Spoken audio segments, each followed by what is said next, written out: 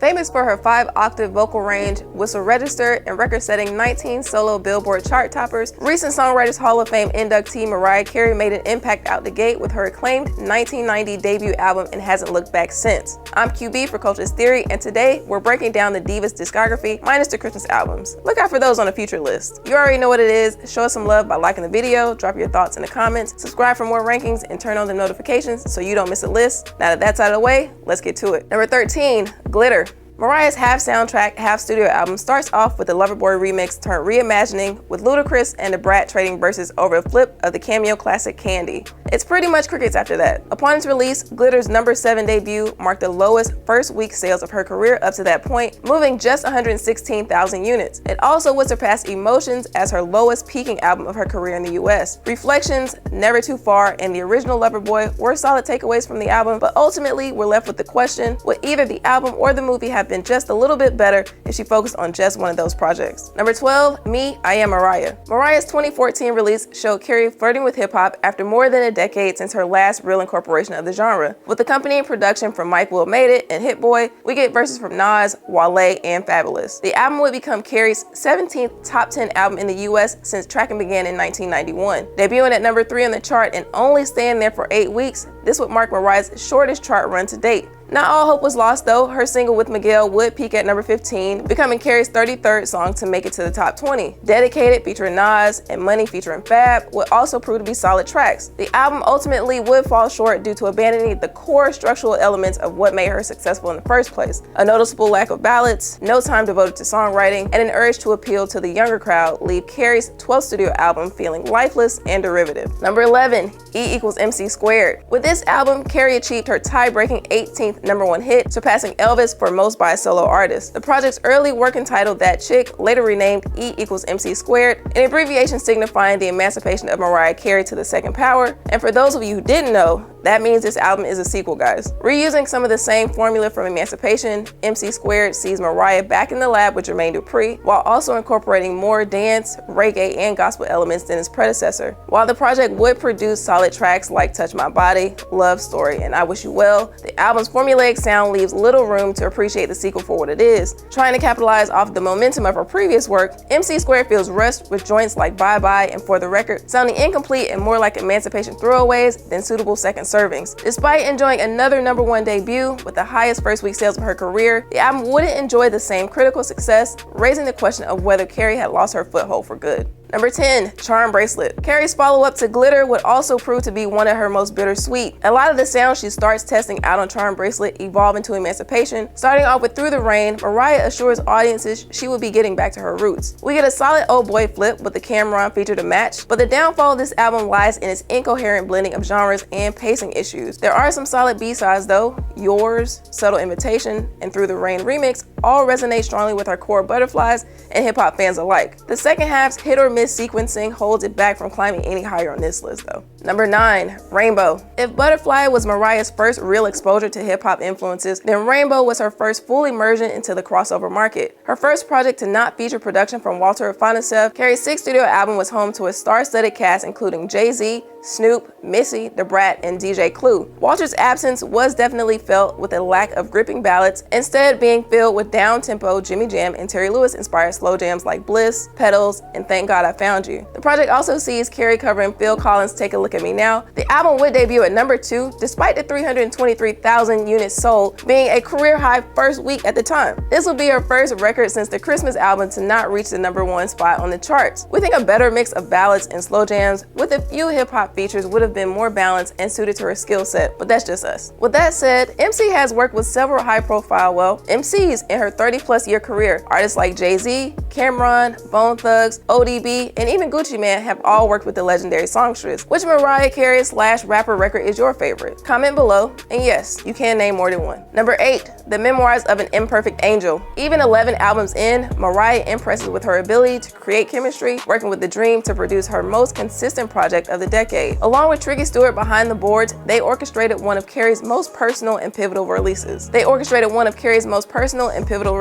Eminem diss turned top 10 hit Obsessed sets the tone, letting listeners know Mariah is controlling the narrative from the start. Come to think of it, how many times have R&B disc records actually worked? Throw us some of those in the comments too. Other highlights include the powerful album cuts Inseparable, Angels Cry, and her rendition of I Wanna Know What Love Is exemplify Mariah's return to her singer-songwriter roots. Despite the fresh blood and vocal acrobatics, the album is dragged down by its 17-song track list. Number 7, Caution. Mariah's most recent work was met with undeniable praise from critics, moving 51,000 units in the first week, 43 of which being pure album sales. Carey's 13th offering debuted at number 5 on the charts, so we guess 13 isn't always an unlucky number. With production being handled by a versatile team, including No ID, DJ Mustard, and Timbaland, Mariah gets her most expansive and consistent sound since Butterfly. The album's strengths lie in its simplicity and execution. She avoids over-the-top ballads, employs minimal features, and all but completely removes the gospel sounds she's incorporated throughout her career. While we do recommend checking the album out in its entirety, GTFO, Giving Me Life with Slick Rick, and Portrait are especially noteworthy. Number 6, Butterfly. This is one of the pivotal projects of Mariah's career and catalog, as it would officially mark the beginning of her long-standing love for hip-hop. Production from Diddy, Mobb Deep sample flips, and Bone Thug features, MC wasn't afraid to take creative leaps. We all remember lead single Honey, produced by Puff, and that All Go video featuring him,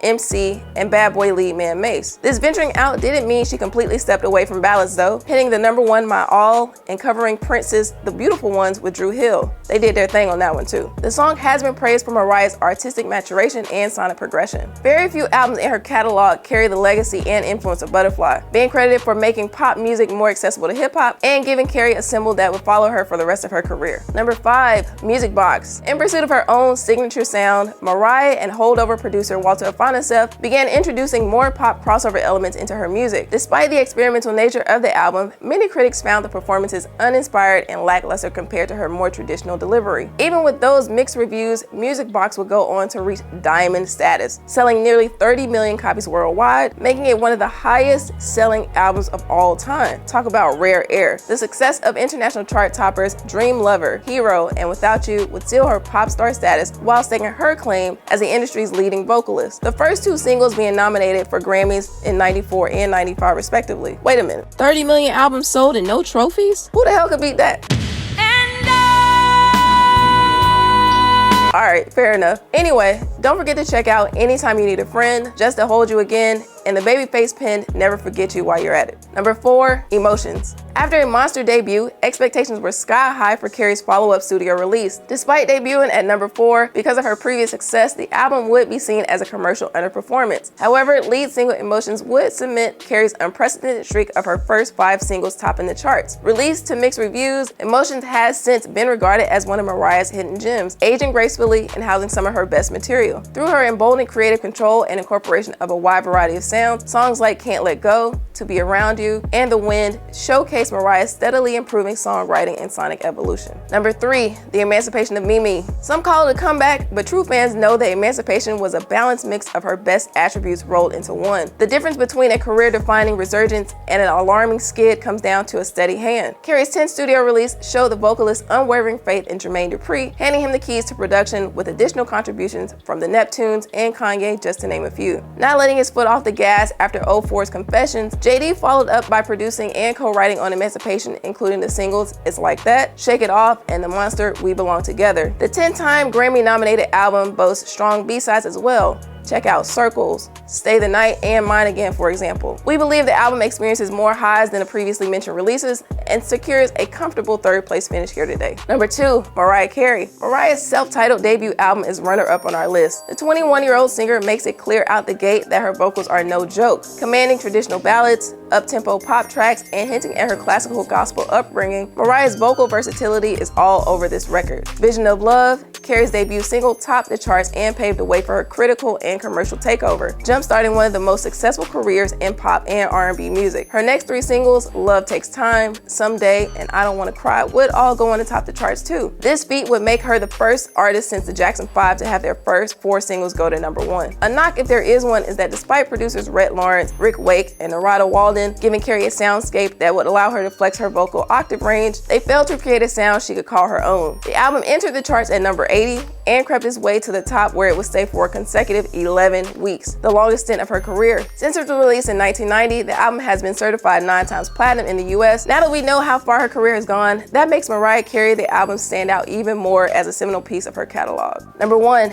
Daydream. At this point, Mariah's pop ballad mastery needs no explanation. If you don't believe us, just listen to the first 5 songs on this album, and you'll hear that Carey is as comfortable on up-tempo pop tracks as she is on tearjerker heartbreak ballads. Daydream left critics and consumers alike blown away, starting with Fantasy, which will go on to make Billboard history by being the first single by a female artist to debut atop the chart, spending 2 months there. Then One Sweet Day spent 16 weeks at number 1, a record that would not be broken for 23 years, and Always Be My Baby was another number 1. Combined, these 3 singles spent 6 months dominating the Hot 100. The album would debut at number 1 and sell at least 90,000 units a week for 7 months following its release, eventually earning 6 Grammy nominations, becoming her second diamond-selling album. There was peak Mariah Mania in '95, and we have this record to thank. I know, we wish this video wasn't over either, but that gives you more time to watch the rest of our rankings, like this Usher one over here, or Alicia Keys ranking while you're at it. Don't forget to like and subscribe so you don't miss a list. I'm QB, and I'm out.